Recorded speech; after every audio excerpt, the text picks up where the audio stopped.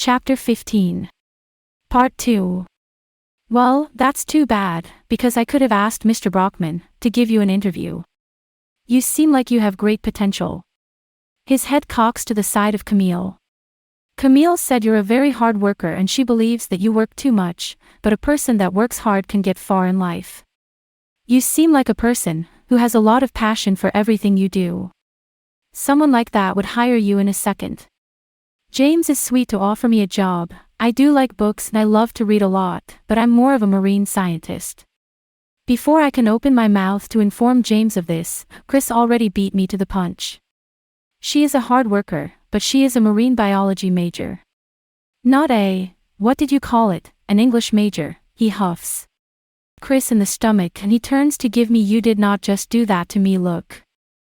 I shoot him a glare right back. Yes, I did. Now stop interrupting me or I will do it harder next time. I force my attention back on James. I appreciate the offer, James, but I'm a science geek. I was asking because I love books, I inform him. Do you like to read fiction or non-fiction? He asks me. Fiction, I say in a rush before Chris interrupts. What genre of fiction do you like to read? Chris cuts me off. She loves to read horror. Sushiana can speak for herself, Chris, Camille interjects. I'm thankful for Camille helping me with Chris's interference. Now, hopefully, he will get the hint and stop whatever he's trying to do, so James and I can try to have a conversation without Chris constantly interrupting us every minute. Well, horror is good to read, James says. Actually, I'm more into romance than horror. I correct Chris's conclusion about what he'd assumed I liked to read. I thought you said you liked horror, Chris asks with a full surprise in his voice. I turn to him and try to manage a smile, but it's quite hard when Chris is irritating me. I do like horror, but I prefer to read romance. I think you misheard me, I said I like to watch horror movies. When it comes to reading books, I prefer to read romance. When I read, I become that character in whichever book I'm reading, and I would rather have love and passion to read than be murdered by a psycho killer. But when it comes to watching a movie, I would want to watch a horror movie than a romance. I would watch it if the movie has romance and horror in it, like that one movie called Warm Bodies, which is also based on a book, but that's beside the point. I shrug. I don't know, I guess I'm weird when it comes to movies and books. Come to think of it, I haven't watched a horror movie in a long time, but I'm reading books more than watching movies, except for last night when I put on 50 Shades of Grey. James shakes his head. No. It's not weird. You know what you want and you're not afraid to show it. I glance at James and smile. Thanks, James. I bet you like to read the classic romance, James mutters. Classic romance is good. Don't get me wrong, but? Chris and James ask in unison. I look back and forth between James and Chris. I get why James is interested in what I want to say because he does work for Brockman Publishing, and it seems that books are his life passion. But why does Chris care about my interest in books? Classic romance novels are almost all the same, they fall in love, and then they live happily ever after. Today's romance novels are more dramatic. They deal with what relationships are really like, with heartbreaks, love, passion, lies, and then there's the fighting with each other, back together to forgive one another, and then they're fighting again. I laugh. It's like make up your damn mind, but that's what makes it good because life is like that, you have to work hard to keep your love strong.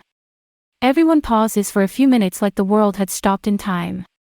In almost a whisper, I think if Chris was not sitting right next to me. I don't think I would not be able to hear him when he says, "You're really a romantic person," he says sincerely. Who? Me? I want him to repeat what he just said because I thought I misheard him incorrectly, but I reframe against it. My gaze goes towards Chris and I shake my head. No. I just read a lot to get an idea about how love works. I roll my eyes. I'm not a romantic at all.